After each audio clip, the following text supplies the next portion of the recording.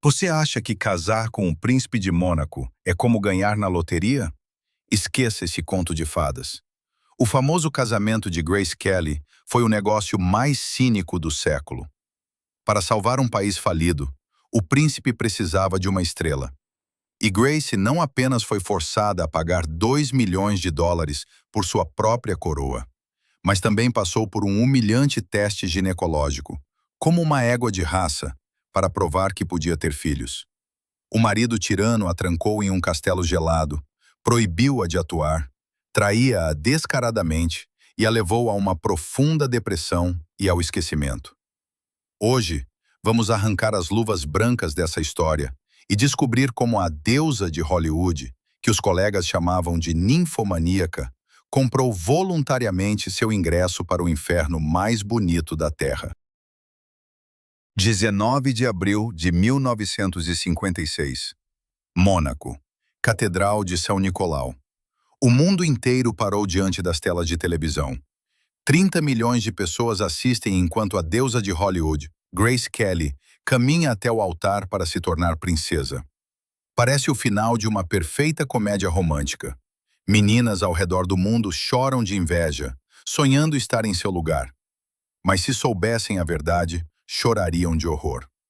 Porque por trás dessa fachada de seda, diamantes e sorrisos educados, estava a tragédia de uma mulher sendo apagada como pessoa. Você veio aqui para ouvir a história da Cinderela, mas a realidade é esta.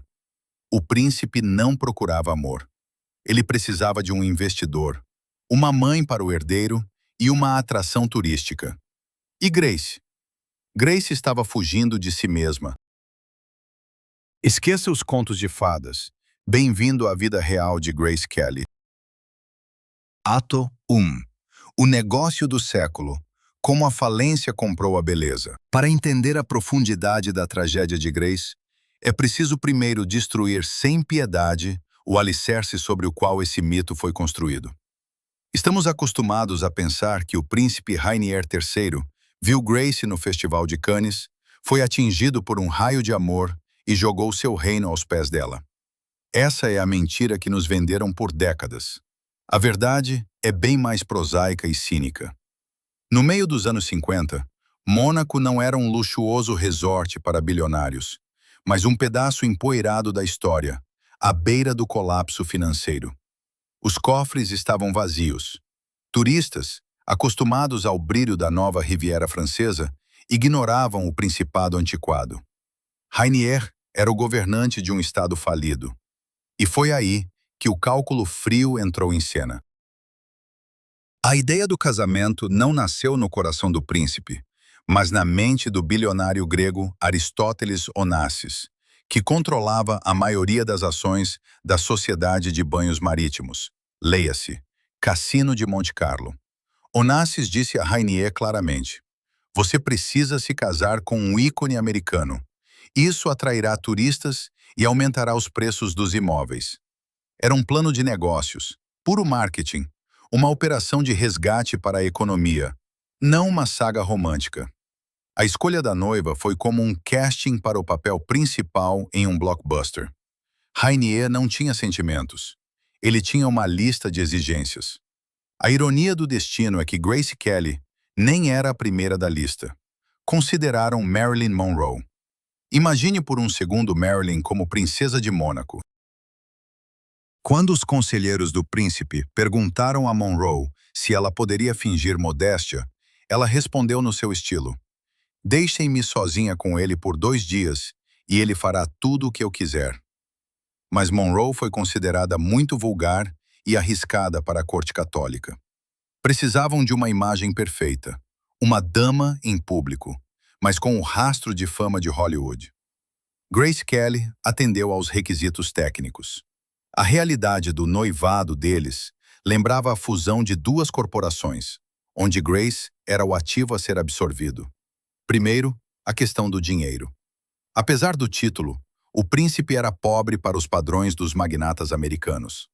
A família Kelly, por outro lado, era fabulosamente rica. O pai de Grace, Jack Kelly, fez fortuna na construção civil.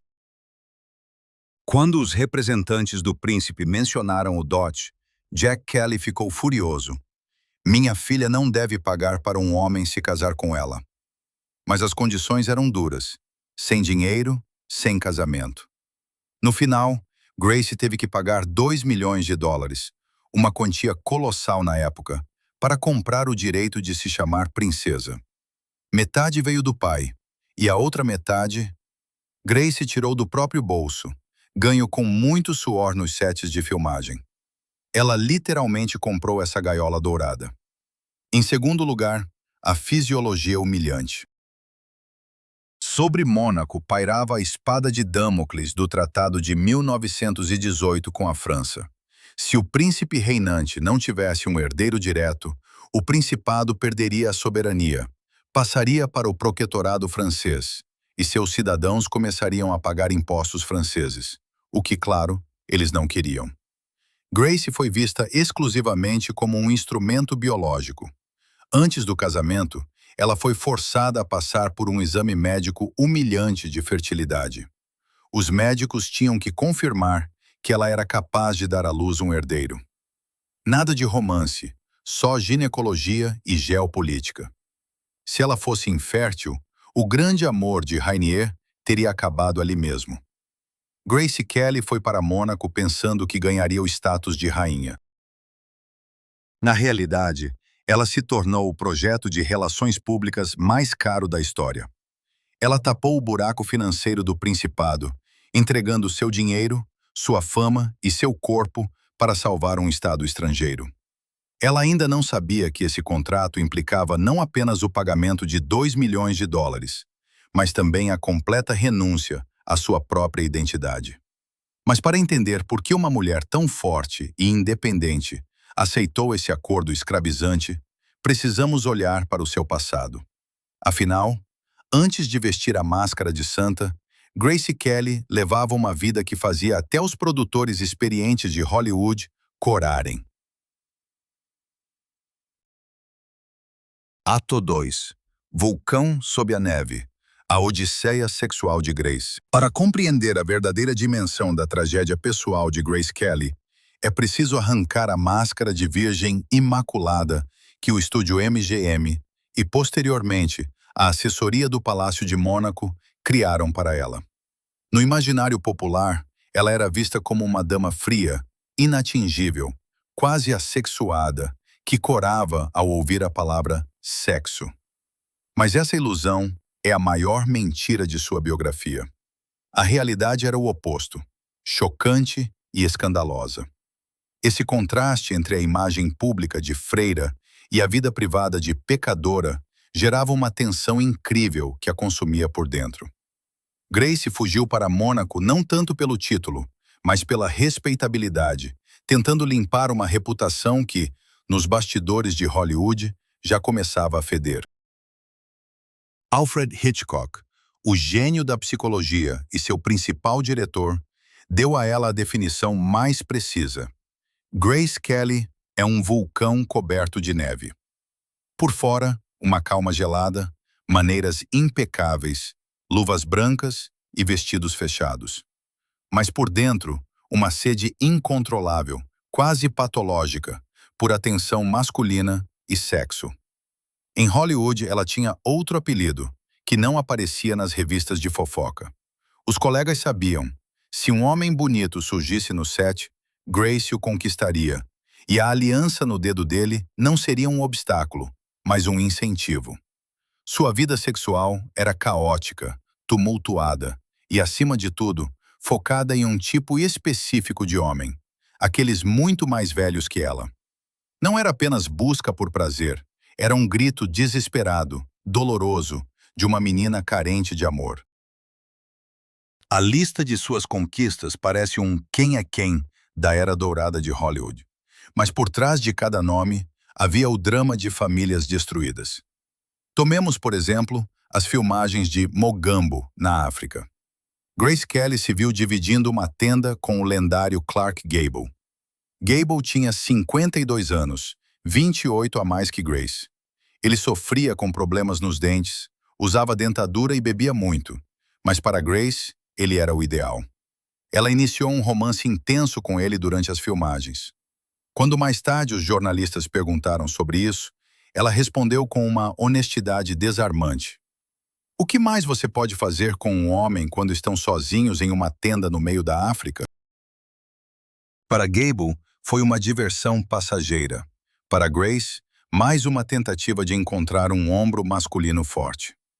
Mas o escândalo mais estrondoso aconteceu com Ray Milland durante as filmagens de Disque M para Matar. Milland não era apenas mais velho, ele era casado há 20 anos e considerado um exemplo de família. Isso não deteve Grace. Ela se apaixonou tão intensamente que Milland chegou a considerar deixar a família. A esposa do ator ligou para Grace e publicamente a chamou de destruidora de lares, ameaçando expor tudo à imprensa. O estúdio entrou em pânico. A imagem da garota perfeita poderia desmoronar de uma hora para outra. Grace foi forçada a se desculpar publicamente e romper o relacionamento. Ela teve casos com William Holden, enquanto ele era casado, com Bing Crosby, cuja esposa havia falecido recentemente, mas isso não a incomodou, com o designer Oleg Cassini. Ela buscava nesses homens não apenas parceiros, mas uma substituição para uma única figura, cuja sombra pairava sobre ela durante toda a vida. Em cada amante envelhecido, em cada homem autoritário, ela procurava por ele, seu pai. Grace Kelly não era promíscua por promiscuidade. Sua vida amorosa era um sintoma de uma profunda ferida psicológica.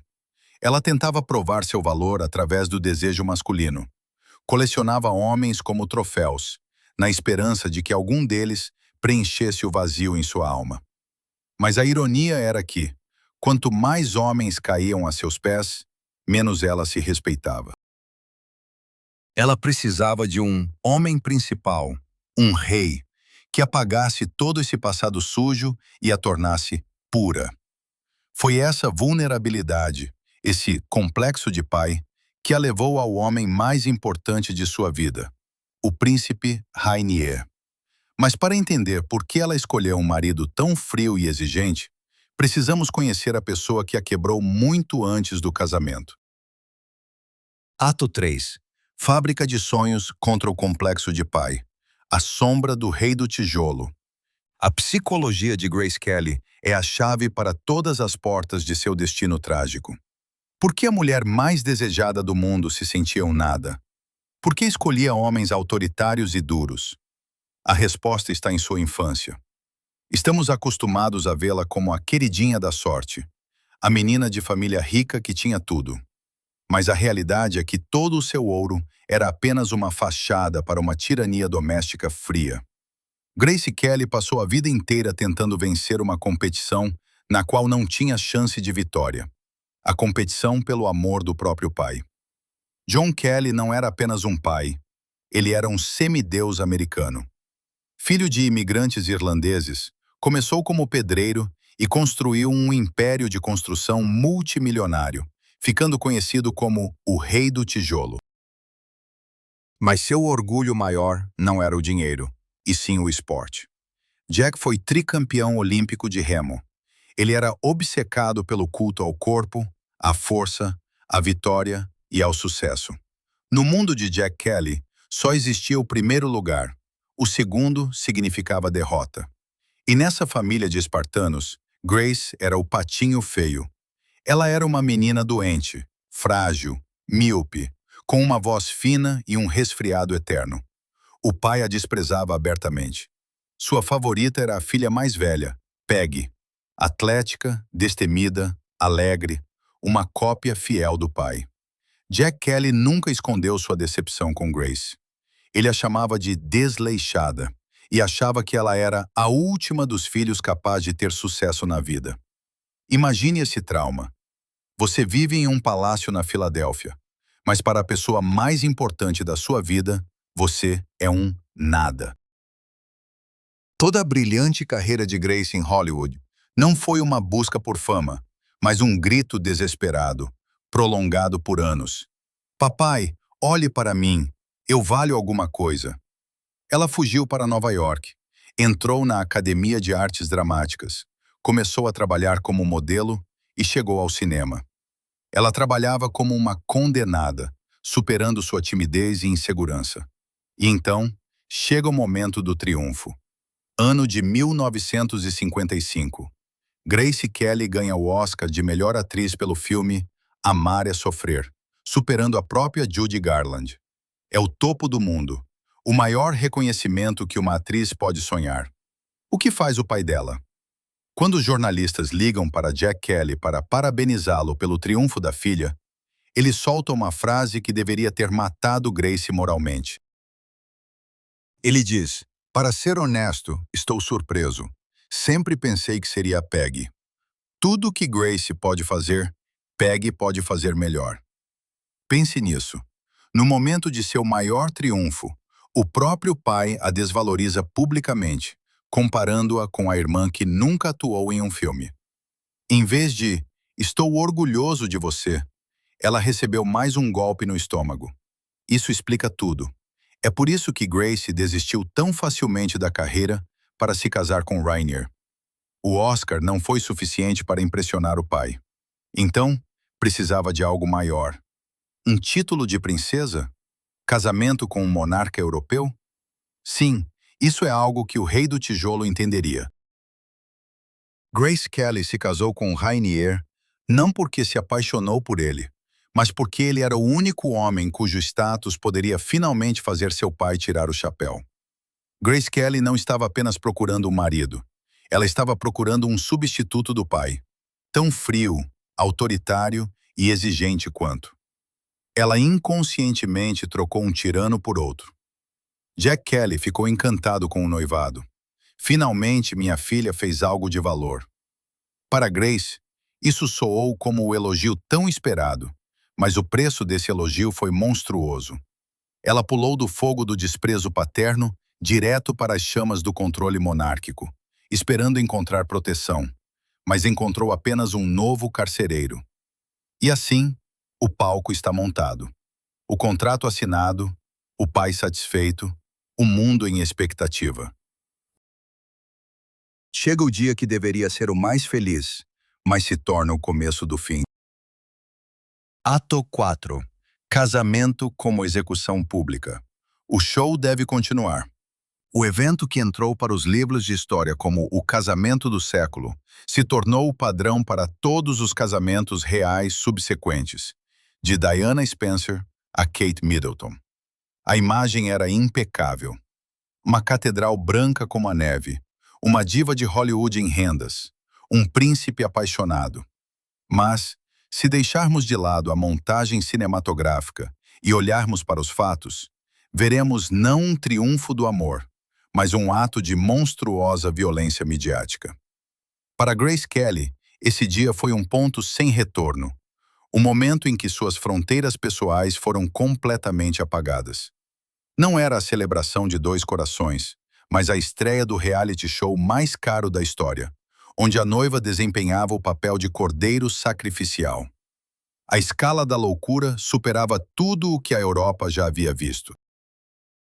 No minúsculo Mônaco, cuja população mal ultrapassava 20.000 pessoas, invadiu um exército de 1.800 jornalistas. Isso é mais do que cobriu o desembarque dos aliados na Normandia. O Principado foi ocupado. Paparazzi penduravam-se em árvores, escondiam-se em barcos, tentavam subornar os criados. Grace chegou a Mônaco a bordo do transatlântico Constitution, e já no porto ela encontrou o inferno. A multidão quase a despedaçou como souvenir. Nesse tumulto, roubaram as joias de Grace, o que ela, sendo uma irlandesa supersticiosa, considerou um mau presságio. Mas não havia como recuar. O estúdio MGM, com o qual Grace ainda tinha contrato, transformou o casamento em seu projeto cinematográfico final. Eles obtiveram direitos exclusivos de filmagem. Imagine, seu casamento não é um evento pessoal, mas um set de filmagem, onde os operadores comandam onde você deve ficar e como virar a cabeça para que a luz caia corretamente. No dia 19 de abril de 1956, Grace Kelly acordou em um estado próximo ao colapso nervoso. Durante a semana de celebrações, ela perdeu quase 5 quilos devido ao estresse. Seu famoso vestido de noiva, que levou 25 metros de tafetá de seda e 100 metros de renda antiga para ser criado, era uma obra-prima de design, mas um instrumento de tortura para a noiva. Era pesado, abafado e apertado. Na Catedral de São Nicolau, estava quente como uma sauna. Devido às exigências dos televisores, a transmissão foi assistida por 30 milhões de pessoas. Poderosos holofotes foram instalados na igreja. O ar estava escaldante. Grace estava sob a mira das câmeras, suando sob camadas de seda, mas obrigada a manter um sorriso gelado. Ela se sustentava exclusivamente pela força de vontade e, segundo rumores, por fortes calmantes que o médico lhe deu antes de sair. E o príncipe? Rainier III, naquele momento, lembrava menos um romântico apaixonado. Nas imagens de arquivo, se você olhar de perto, é visível. Ele está entediado. Ele não olha para a noiva com adoração. Ele examina o salão, verifica se tudo está conforme o protocolo, ajusta as dragonas. Para ele, aquilo era o encerramento de uma complexa operação de negócios. Ele estava fechando o negócio. Em um momento, quando o sacerdote prolongou o discurso, Rainier até se permitiu bocejar. Grace estava ao lado, pálida como um lençol, percebendo que a pessoa ao seu lado era um completo desconhecido. Eles mal se conheciam. Entre o momento em que se conheceram e o casamento, houve apenas alguns encontros curtos e correspondência. Ela estava se casando com um fantasma, com sua fantasia de príncipe, mas ao lado estava um gestor cansado, mais preocupado com a disposição dos convidados do que com os sentimentos da esposa. Quando o arcebispo os declarou marido e mulher, e as pesadas portas da catedral se abriram, liberando o casal para a multidão eufórica, Grace Kelly não sentiu alegria. Mais tarde, ela confessaria a uma amiga próxima: "Esse foi o dia mais horrível da minha vida." No momento em que ela entrou no Rolls Royce aberto e acenou para a multidão, a atriz Grace Kelly morreu. Nasceu a princesa Grace, um símbolo bonito, mas sem direitos, do Estado. Ela pensava que o pior era a tempestade midiática do casamento, e que depois viria a tranquilidade e a paz da vida familiar. Como ela estava enganada. O silêncio realmente veio, mas era o silêncio mortal de uma gaiola dourada, da qual não havia saída. O casamento do século terminou. Começaram os dias árduos no frio palácio, onde não havia espaço para amor, cinema ou liberdade. Ato 5. Choque de realidade no paraíso. Os primeiros anos em Mônaco. Após os créditos dos filmes da Disney, sempre lemos: "E viveram felizes para sempre." Mas na realidade, quando os fogos de artifício se apagaram e os convidados foram embora, Grace Kelly ficou cara a cara com uma verdade que lhe foi ocultada. Mônaco não era um paraíso, mas uma província.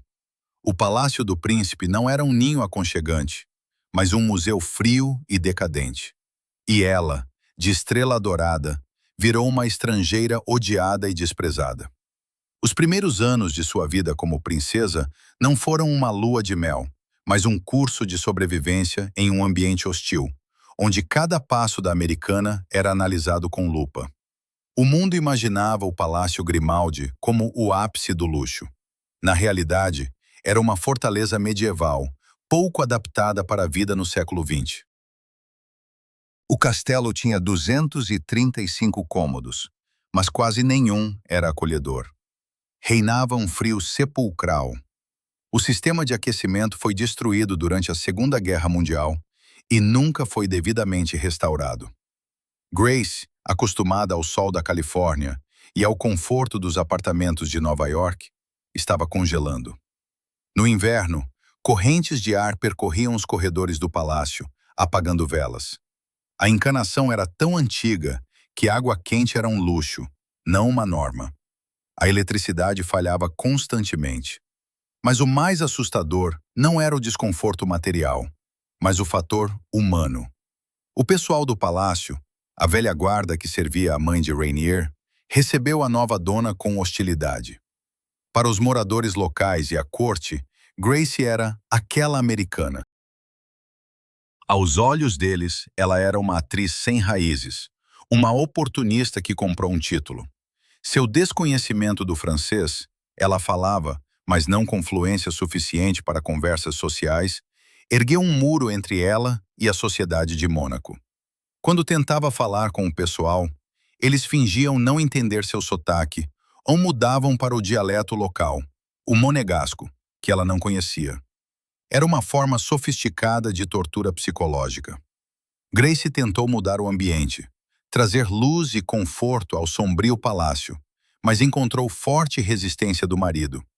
Rainier era um conservador ferrenho. Ele não gostava das ideias dela de pintar as paredes ou trocar as cortinas. Queria que tudo permanecesse como era nos tempos de seus antepassados. Qualquer iniciativa de Grace era vista como desrespeito às tradições. Mas o pior começou quando Rainier decidiu reformular a própria Grace. Ele começou a destruir metodicamente tudo o que fazia dela Grace Kelly. Primeiro, proibiu a exibição de todos os filmes dela em Mônaco. O príncipe não podia permitir que seus súditos vissem sua soberana beijando Cary Grant ou Frank Sinatra na tela. Isso foi declarado indecente. Imagine o golpe para uma atriz. Seu legado criativo, seu orgulho, foi banido em sua própria casa. Depois ele atacou seu guarda-roupa e modos. Grace não podia mais usar vestidos decotados. Foi proibida de rir alto em público. Foi proibida de expressar opiniões políticas. Rainier controlava cada passo, cada sorriso dela. Ele era o diretor que transformou uma mulher viva e apaixonada em um manequim. Grace escrevia cartas aos amigos na América, e essas cartas estavam impregnadas de desespero. Sinto-me prisioneira aqui. Odeio este lugar. Grace Kelly se viu em completa solidão. Não tinha amigos. Temia escrever aos antigos. A correspondência podia ser monitorada. E não conseguia fazer novos por causa da barreira do protocolo. A nobreza local a ignorava. O marido estava ocupado com assuntos de Estado e suas amantes. Sim, Rainier rapidamente voltou aos velhos hábitos.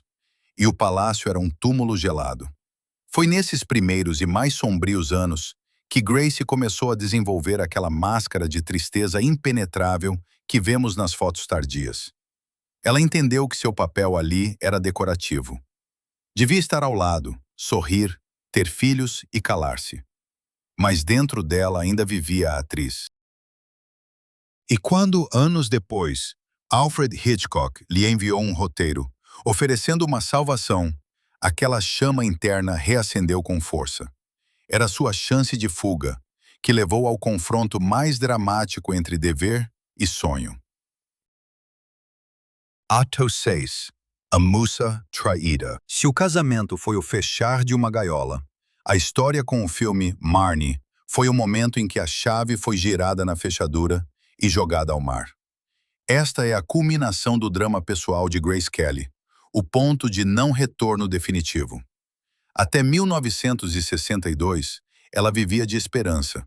Acreditava que seu talento como atriz não era uma página virada, mas apenas uma gravação pausada. Convencia-se de que era possível conciliar a coroa com a câmera. Mas foi esse episódio que provou cruelmente. Grace atriz e Grace princesa não podiam coexistir no mesmo corpo. Uma precisava morrer para que a outra sobrevivesse. 6 anos após o casamento, Alfred Hitchcock, que nunca deixou de ver Grace como sua musa principal, decidiu resgatá-la. Ele via que ela estava se apagando na sufocante opulência do palácio. Hitchcock voou pessoalmente para Mônaco com uma proposta irrecusável. Ofereceu-lhe o papel principal no thriller psicológico Marnie. Seu parceiro seria Sean Connery, então no auge da fama graças a James Bond. O cachê era astronômico, $1 milhão, uma fortuna impensável para os anos 60. Mas o que mais atraía era o enredo. Grace interpretaria uma cleptomaníaca, uma ladra com profundos problemas psicológicos e medo de sexo. Era um papel complexo, sombrio, genial. Exatamente o que uma atriz de seu calibre precisava para um retorno triunfante. Grace se animou. Seus olhos voltaram a brilhar. Pela primeira vez em anos, ela sentiu o gosto da vida. Inicialmente, tudo correu conforme o planejado. O príncipe Rainier, percebendo a depressão da esposa e talvez contando com o benefício financeiro, US$ 1 milhão no orçamento familiar seria bem-vindo, deu seu consentimento. O palácio emitiu um comunicado oficial. A princesa Grace retornará às telas neste verão. A notícia correu o mundo. Grace começou a se preparar para viajar aos Estados Unidos, já mentalmente experimentando figurinos e decorando falas. Ela estava feliz, mas então veio o choque. A reação dos súditos de Mônaco não foi apenas fria, foi furiosa. A sociedade católica conservadora se revoltou. Os jornais estamparam manchetes. Nossa princesa, uma ladra? As pessoas consideraram um insulto a mera ideia de que sua soberana interpretaria uma mulher que arromba cofres e sofre de psicoses. O fato de o filme incluir cenas românticas com Sean Connery só piorou as coisas. A princesa não pode beijar ninguém na tela além do príncipe, gritavam os moralistas. A situação foi agravada pela grande política. Foi exatamente nesse momento que o presidente da França, Charles de Gaulle, declarou um bloqueio a Mônaco, exigindo a introdução de impostos. A posição de Rainier ficou abalada. Ele precisava parecer um monarca forte, não o marido de uma atriz de Hollywood que trabalha por contrato. Rainier se assustou. Ele percebeu que as filmagens da esposa afetariam sua autoridade. E ele fez o que quebrou Grace definitivamente. Ele não apenas proibiu que ela atuasse, ele a forçou a recusar o papel por conta própria. Rainier impôs um ultimato: ou a família e a coroa, ou o cinema. Não havia terceira opção. Grace foi obrigada a escrever uma carta humilhante a Hitchcock, na qual recusava o papel, citando razões de Estado. O papel de Marnie acabou sendo interpretado por Tippi Hedren, e Grace permaneceu no palácio. Hitchcock ficou furioso e desolado. Ele disse uma frase profética. Ela não apenas recusou um papel, ela recusou a si mesma. Esse foi o momento da morte espiritual de Grace Kelly. Após recusar Marnie, ela caiu em uma depressão profunda que durou anos. Ela entendeu que era propriedade do Estado, um caro souvenir pregado ao trono. Tiraram-lhe a voz, a profissão, a paixão. Foi após esse episódio que Grace começou a mudar por dentro e por fora. Ela parou de cuidar da forma física com a mesma obsessão, começou a beber mais e se voltou para o esoterismo. Ela percebeu: não há saída dessa gaiola. A única maneira de sobreviver era matar a esperança dentro de si. A proibição de atuar marcou o início de seu lento declínio, que a levou às cartas de tarô, ao gin tônica e, eventualmente, àquela estrada fatal. Mas antes de chegarmos ao final, é preciso olhar por trás das cortinas de sua felicidade familiar, que era tão falsa quanto os cenários de cinema. Ato 7. Depressão, álcool e cartas de tarô. Nos anos 70, o mundo conheceu uma nova Grace Kelly. A frágil loira etérea de cintura fina, adorada por Hollywood, desapareceu. Em seu lugar surgiu uma matrona imponente, mais cheia, usando óculos, que inaugurava exposições de flores e se dedicava à caridade. As revistas exaltavam: como ela envelhece bem! Mas por trás desse verniz de aristocrata europeia perfeita, estava uma mulher profundamente infeliz, se destruindo lentamente. As mudanças em sua aparência e comportamento não eram resultado da idade, mas sintomas de uma depressão clínica prolongada. Quando tiram de alguém o propósito de vida, o cinema, e o amor, o marido esfriou, a pessoa busca consolo nos substitutos mais acessíveis de felicidade. O palácio deixou de ser um lar e se transformou em um sanatório de luxo com regras rígidas, onde a paciente prescrevia seu próprio tratamento. Os principais remédios de Grace eram comida e álcool. Ela afogava sua tristeza e solidão em comida e bebida. Os rumores de que Sua Alteza começava o dia não com café, mas com algo mais forte, se espalhavam por Mônaco, apesar da censura rigorosa. Grace Kelly, que antes controlava cada caloria, agora havia perdido o controle. Ela ganhou mais de 10 quilos. Rainier, em vez de apoiar, fazia piadas cruéis sobre sua figura, o que só piorava a situação. Ela estava presa em um ciclo vicioso: estresse, comida e álcool. Críticas do marido, mais estresse.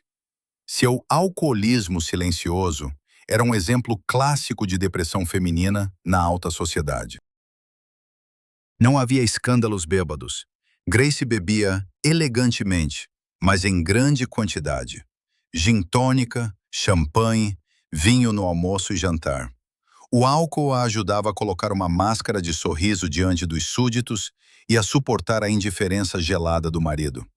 No final dos anos 70, seu rosto estava inchado, os olhos frequentemente vermelhos, o que precisava ser escondido atrás de óculos escuros ou uma camada espessa de maquiagem.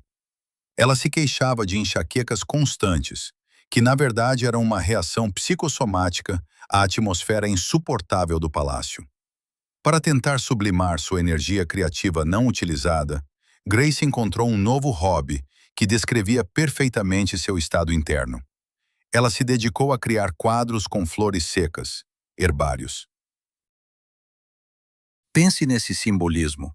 A ex-atriz viva agora passava os dias prensando flores mortas sob vidro, criando composições bonitas, mas sem vida.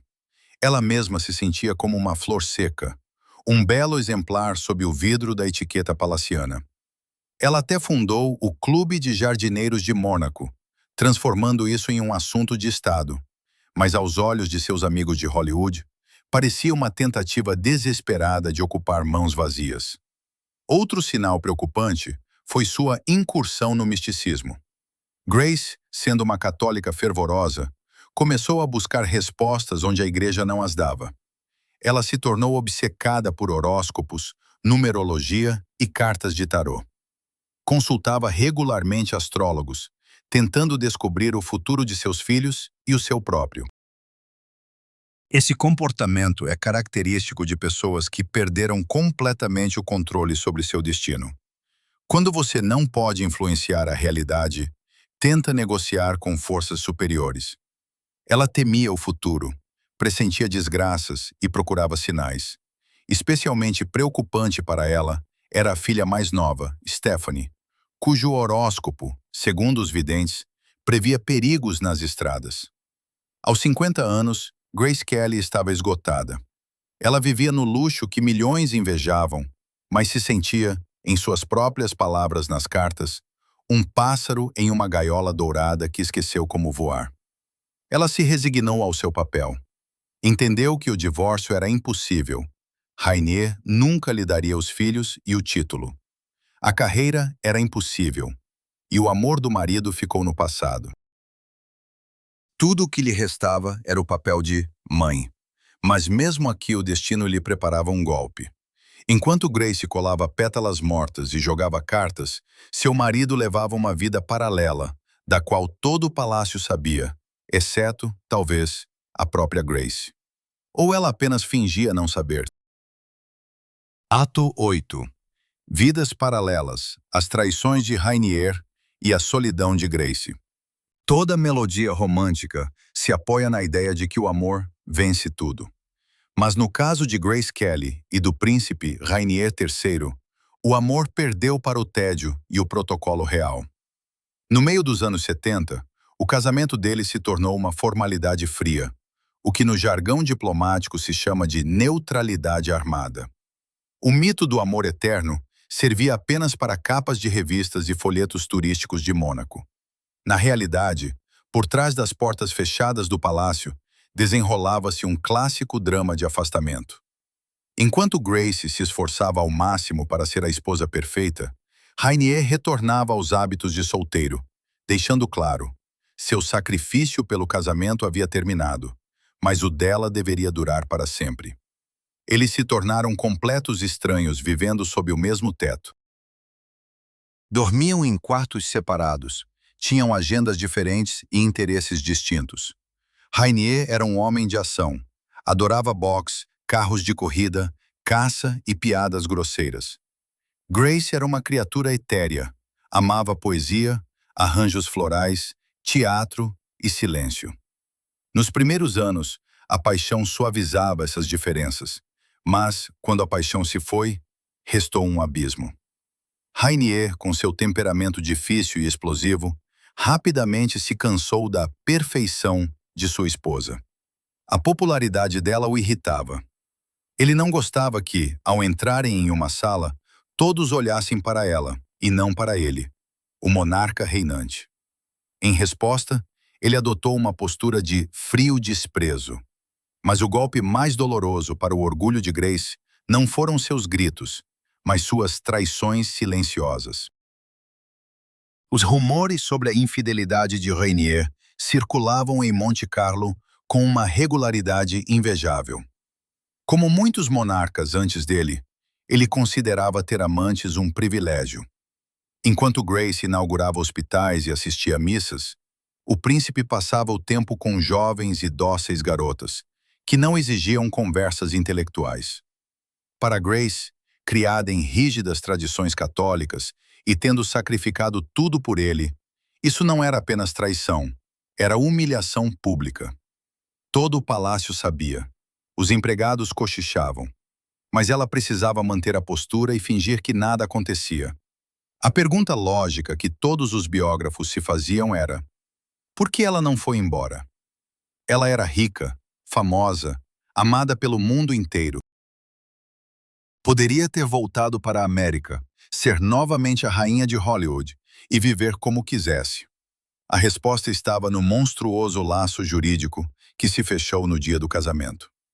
De acordo com o contrato matrimonial e as leis do Principado de Mônaco, todos os filhos nascidos do casamento com o príncipe reinante pertencem à coroa. Eles pertencem ao Estado. Em caso de divórcio, Grace Kelly seria imediatamente expulsa do país. Mas seus filhos, Caroline, Albert e Stephanie, ficariam com o pai. Ela perderia todos os direitos sobre eles. Nunca mais poderia vê-los sem a permissão do ex-marido. Grace consultou advogados americanos especializados em divórcios, e eles confirmaram o terrível veredicto. Não havia chances. Rainier, como monarca absoluto em seu principado, nunca entregaria os herdeiros.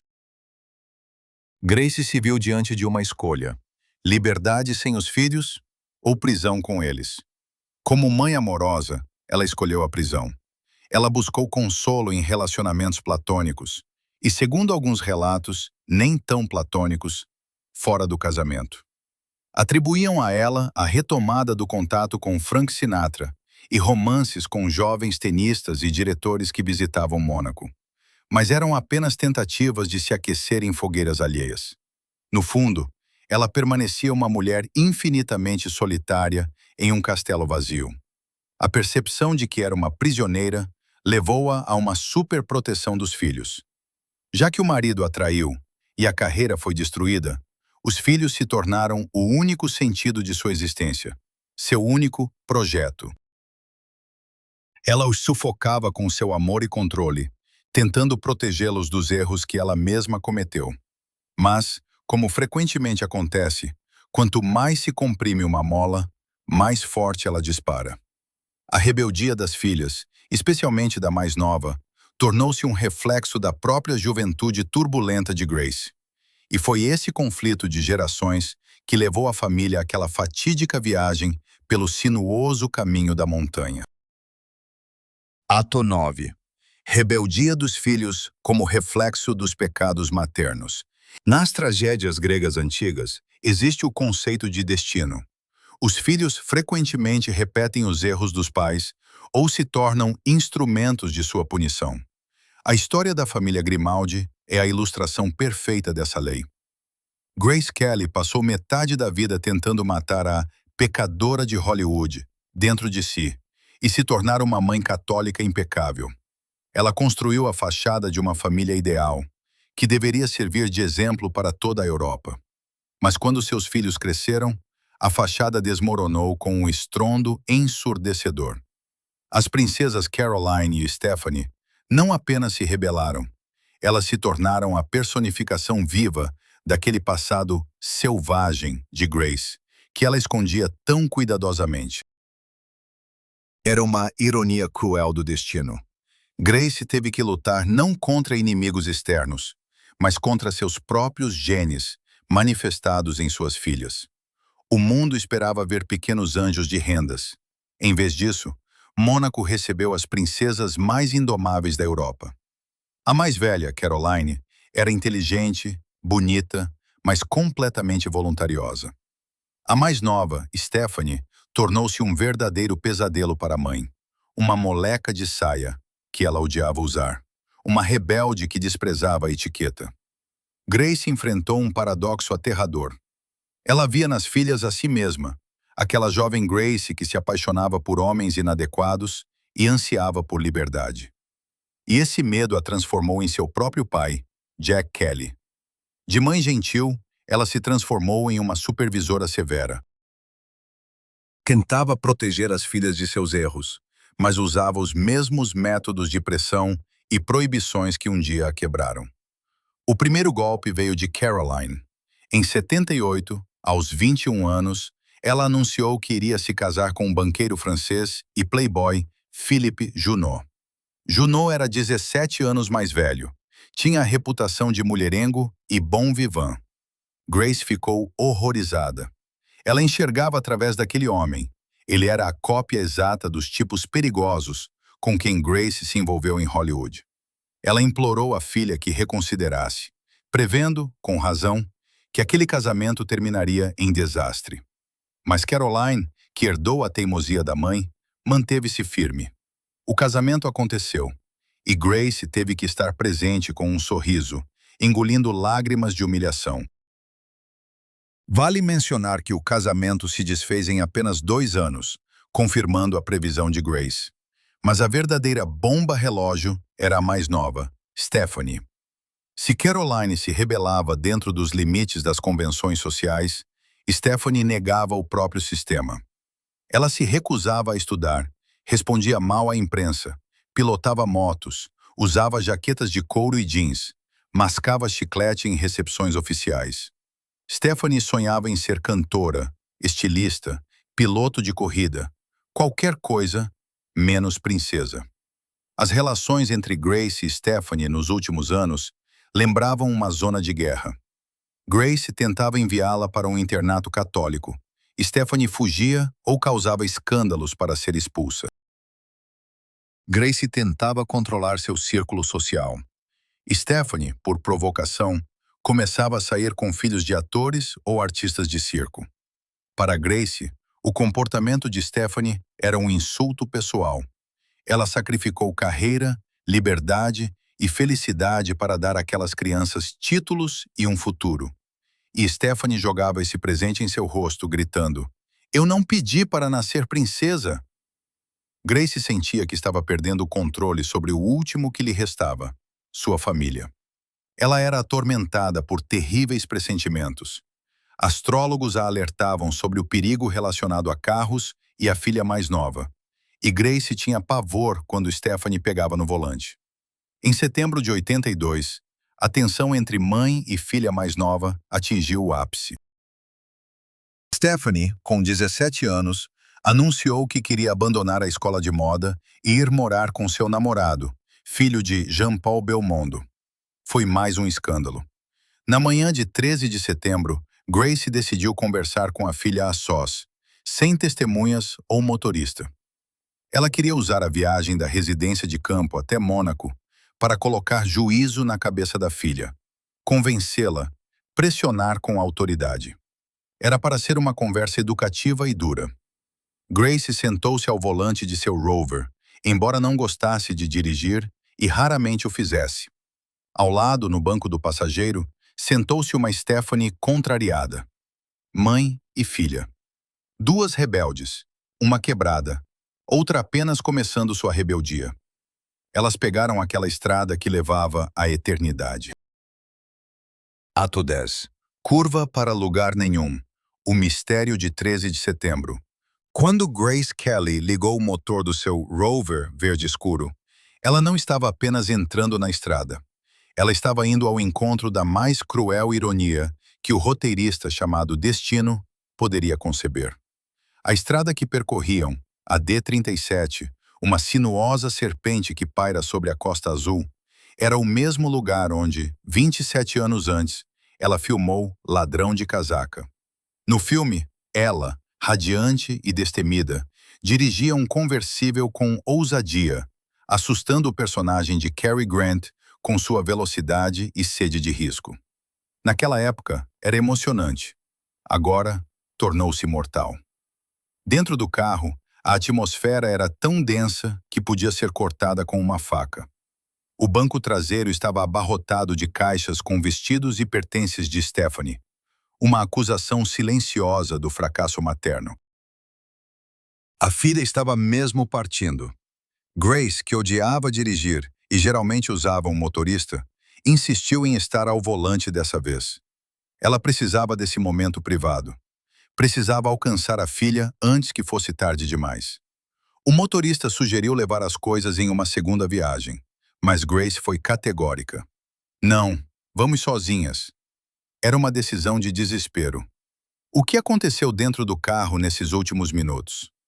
Nunca saberemos as palavras exatas, mas o retrato psicológico da situação é claro. Não era uma viagem pacífica. Era o final de uma guerra de anos entre a mãe carcereira e a filha rebelde. Grace, exausta por enxaquecas, excesso de peso e álcool, estava no auge do esgotamento nervoso. Stephanie, ardendo com o maximalismo juvenil, provavelmente defendia seu direito ao amor e à liberdade. Gritos, lágrimas, acusações mútuas.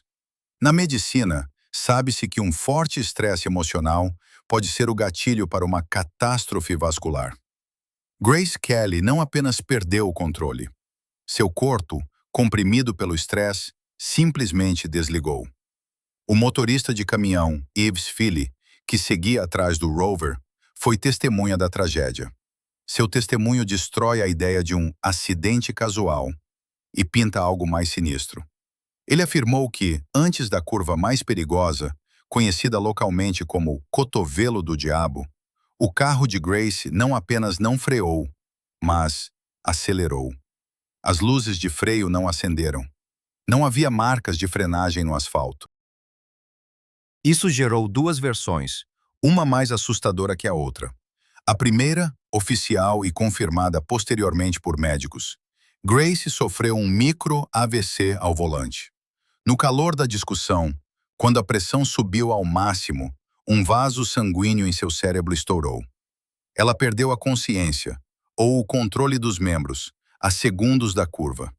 Sua perna, em vez de pisar no freio, pressionou convulsivamente o acelerador até o fundo. Foi uma morte fisiológica antes mesmo do impacto físico. A segunda versão é uma sombria lenda que envenenou a vida de Stephanie por décadas. Logo após o acidente, um rumor pegajoso se espalhou por Mônaco. Não era Grace quem dirigia. Supostamente, a menor de idade Stephanie, que não tinha carteira, estava ao volante, e a mãe permitiu que ela praticasse. Ou, pior ainda, Stephanie teria agarrado o volante durante a briga. Esse mito surgiu porque os socorristas retiraram Stephanie pela porta do motorista. Mas a verdade era mais prosaica e terrível.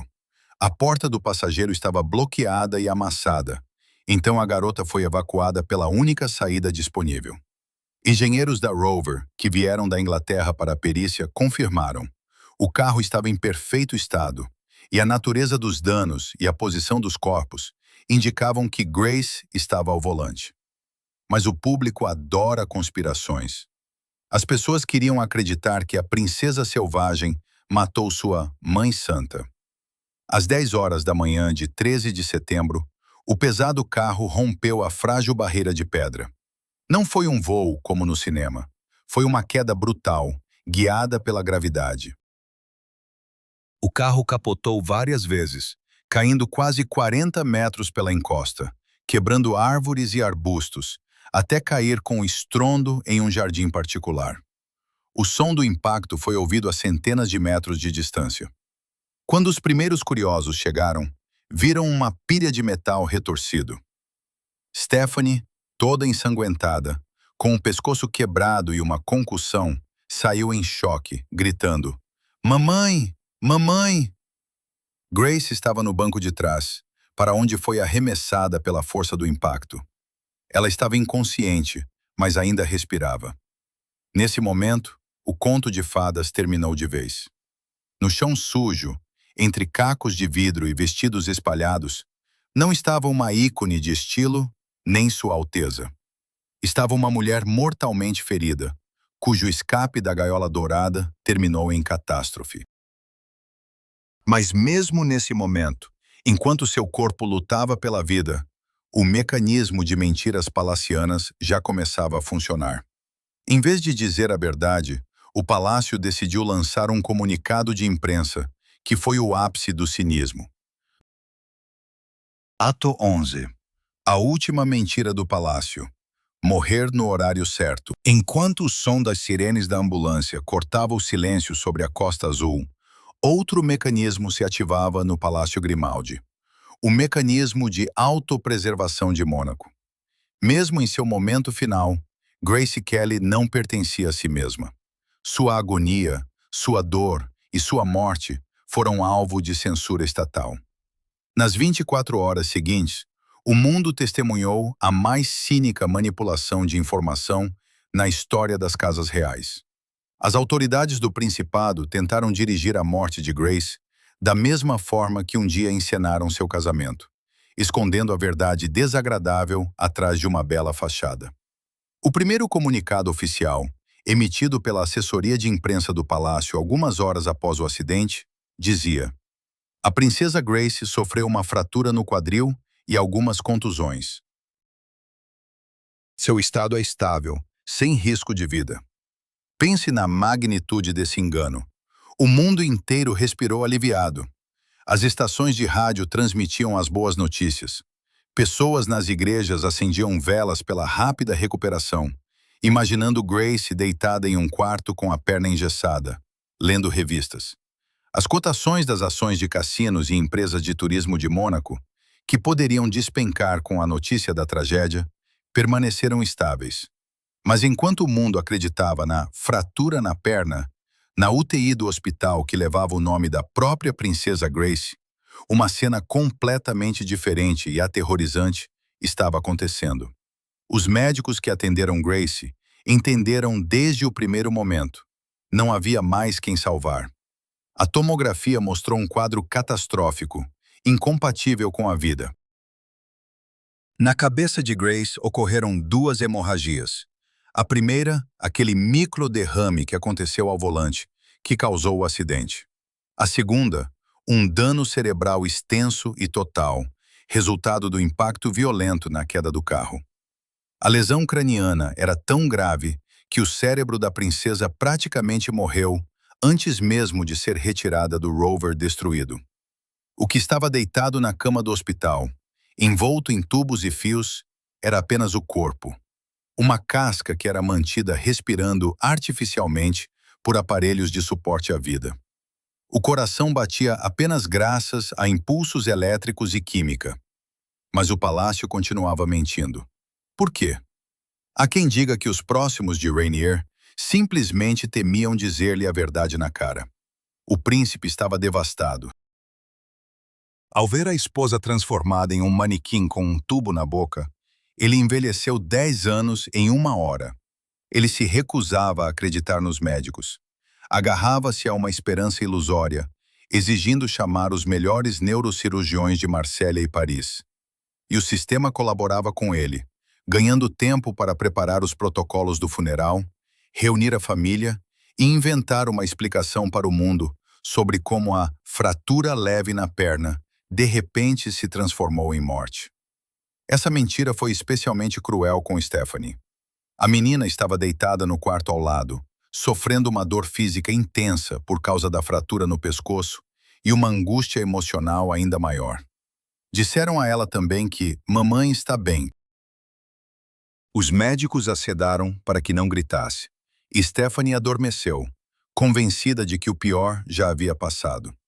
Ela descobriria a verdade uma das últimas, e esse golpe, saber da morte da mãe quando lhe prometeram a recuperação, quebraria sua psique por muitos anos. Ela se culparia, acreditando que se não fosse pela briga no carro, a mãe estaria viva. Na manhã de 14 de setembro, ficou evidente que não era mais possível esconder a verdade. Os professores franceses convidados confirmaram o veredicto dos médicos locais: morte cerebral irreversível. Não havia esperança. Nenhum milagre aconteceria. Continuar com os aparelhos era simplesmente zombar do corpo. Diante do príncipe Rainier, surgiu a escolha mais terrível de sua vida. Como chefe da família, ele precisava dar permissão para desligar a esposa do sistema de suporte à vida. Esse foi o momento da verdade para o casamento deles. 26 anos atrás, ele, cheio de ambições, estava no altar, esperando sua noiva dourada como um troféu. Agora ele estava ao lado de seu leito de morte, percebendo que esse troféu era uma pessoa viva que ele não conseguiu fazer feliz. Naquele dia, no palácio, não havia câmeras. Não havia paparazzi. Havia apenas um quarto silencioso e estéril, cheio do bip do monitor cardíaco. Rainier, após consultar os filhos, Caroline e Albert, Stephanie ainda não sabia toda a verdade, sendo protegida do choque, deu seu consentimento. Às 9 horas da noite de 14 de setembro de 1982, o interruptor foi desligado. O aparelho de ventilação mecânica silenciou. Grace Kelly, a grande atriz e a princesa mais infeliz da Europa, deu seu último suspiro. Ela tinha apenas 52 anos. E só então, quando seu coração parou definitivamente, o palácio emitiu uma nova declaração, que chocou o mundo. A fratura na perna desapareceu. Restou apenas a seca e protocolar constatação de morte. Pessoas nas ruas de Mônaco choravam, sentindo-se enganadas. Elas perderam não apenas uma governante, mas a fé de que mesmo os reis têm imunidade contra a tragédia. Mas para Rainier, o show não havia terminado. Ele ainda tinha que desempenhar seu último papel, o papel do viúvo enlutado no funeral, que deveria ser uma cópia exata e sinistra do casamento deles. O círculo se fechava. Ato 12. Máscara póstuma e marca eterna. A história adora rimas sombrias.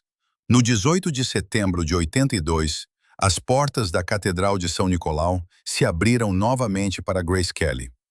26 anos antes, ela entrou ali vestida de renda branca para começar sua nova vida. Agora, era carregada em um caixão de mogno fechado para encerrar essa vida. O cenário permanecia o mesmo, os mesmos vitrais, o mesmo cheiro de incenso, as mesmas câmeras de televisão transmitindo a imagem para o mundo todo. Até os convidados eram os mesmos. O envelhecido Cary Grant, que veio se despedir de sua atriz favorita, estava no mesmo lugar que no dia do casamento dela. Mas, em vez dos gritos de alegria da multidão, pairava sobre Mônaco um silêncio sepulcral e ensurdecedor. Esse evento foi o ato final na transformação de uma mulher viva em um ícone impecável. No funeral, faltava apenas uma figura importante, sua filha mais nova, Stephanie. A menina ainda estava no hospital, com o pescoço imobilizado, dopada de analgésicos, e não lhe permitiram ver o caixão da mãe ser baixado à terra. Esse fato adicionou o último toque ao retrato de uma família destruída. Mesmo no momento de despedida, estavam separados pela dor física e pelo sentimento de culpa. O protagonista desse espetáculo de luto foi o príncipe Rainier, o mesmo gestor frio que por anos ignorou os sentimentos da esposa. Naquele dia parecia um homem com a coluna quebrada. Ele não escondia as lágrimas. Caminhava atrás do caixão, curvado, apoiado no braço da filha Caroline, e em seus olhos lia-se não apenas o luto, mas uma devastadora e total compreensão da perda. Talvez naquele momento, ele tenha entendido o verdadeiro preço de seu negócio do século. Ele obteve a princesa perfeita, teve herdeiros, salvou a economia de Mônaco, mas matou a mulher que lhe deu tudo isso. Rainier III sobreviveu à esposa por 23 anos, e durante esses anos, ele fez algo ao mesmo tempo surpreendente e assustador. Transformou Mônaco em um mausoléu para Grace Kelly. Ele nunca mais se casou. Os céticos diziam que ele simplesmente não queria dividir poder ou fortuna, mas a verdade era mais profunda. Ele sabia que qualquer outra mulher, à sombra do mito de Grace, pareceria uma pálida imitação.